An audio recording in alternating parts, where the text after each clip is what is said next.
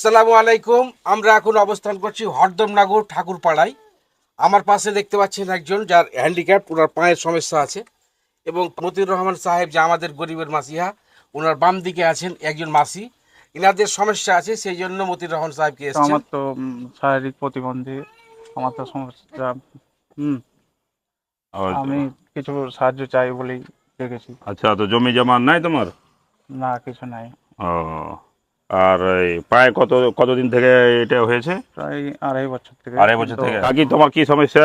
আমার বুকে হ্যাঁ। হার্টের দোষ গুলো আছে ডাক্তার। হ্যাঁ, কারেন্টলি ডাক্তারের কাছে গেছি না।